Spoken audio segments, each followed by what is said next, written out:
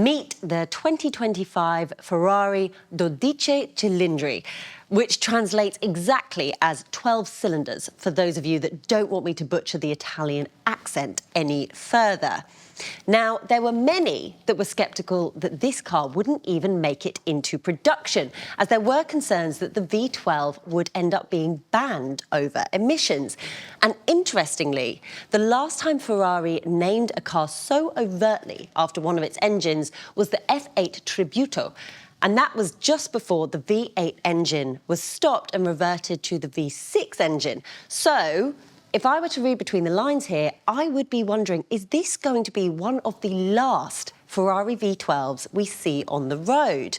Now, unfortunately, I can't take the car for a spin today, but there is plenty to talk about in between. So let's talk design, details, and keep an eye across Drive.com.au for when we finally get this car in the garage and I can take it for a spin.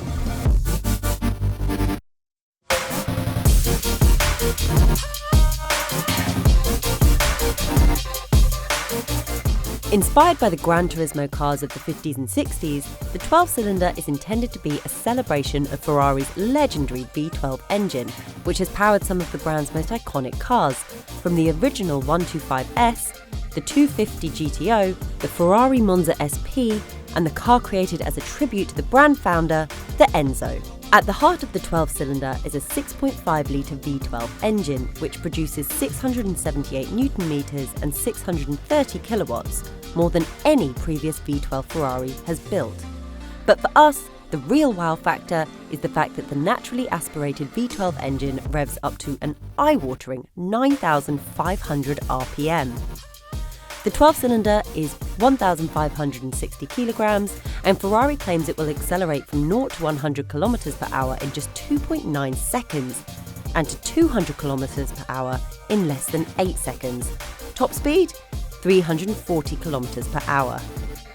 Much of the suspension and braking hardware has been carried over from the 812 Competizione, but the wheelbase has been reduced by 20 millimeters. It's also 15% stiffer than the previous 812, which means it should be stupidly fast on any road. The 8-speed dual-clutch transmission is a step forward from the 7-speed in the 812, and the gear shifts promise to be 30% faster. And as the purists would demand, this car is rear-wheel drive.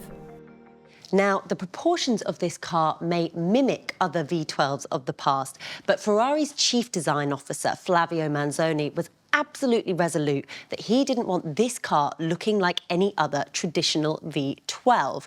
So the styling you will see has meant that this car looks quite different from anything we've seen before. Now, at the front here, you will see there have been some design cues taken from, for example, the 1968 Daytona, with this black nose here, and all of the black details on the car, so the nose, the roof, and the active aero that you'll see when we go around the back are black absolutely on purpose. That means there is no customization option to make them body colour. The 21-inch alloy wheels are a little heavier than those on the 812 Superfast. Now, at the back of the car, you can see a few design references taken from the Roma. For example, this large glass window, the rear lights, and the bumper. And it's also around the back here that you can see where Ferrari has spent the most time perfecting the aerodynamics.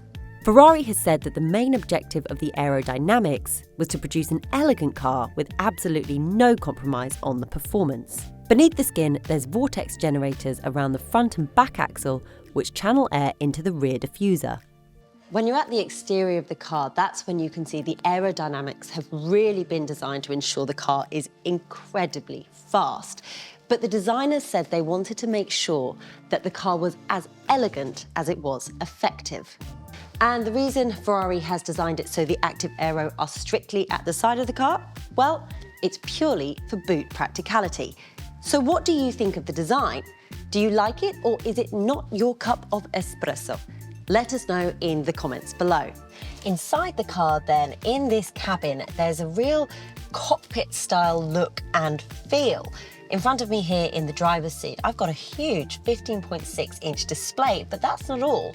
My passenger also has an 8.8-inch screen themselves, and between us, a 10.25-inch infotainment display, and that houses Apple CarPlay, Android Auto, as well as quite a few of the car's other features, such as climate control, seat ventilation.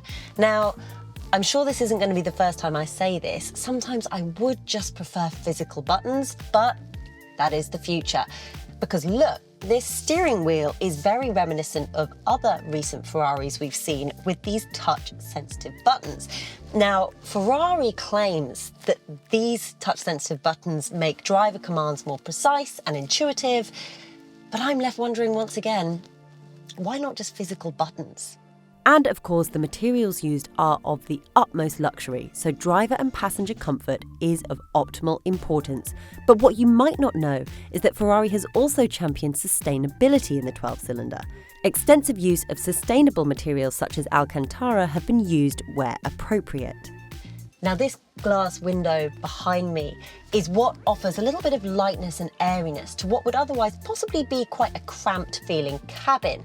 So once again, it's proof that Ferrari has really considered comfort as well as performance when designing this car. So there you have it. Ferrari's 2025 12Cilindri, and I promise you that is the last time I will attempt the Italian pronunciation. So soak it all in, because this might well be the last V12 we see from Ferrari on the roads. Now, we know that the first right-hand deliveries aren't expected until early 2025. We know that the coupe behind me here is going to start at 803,500 Australian dollars, and the convertible Spider will be a little bit more at just under $900,000. That's with luxury car tax included, but before on-road costs and before your own customizations, of course. Now, for the full review, keep your eyes peeled across Drive.com.au, and of course, hit the like and subscribe button for more Drive news and reviews.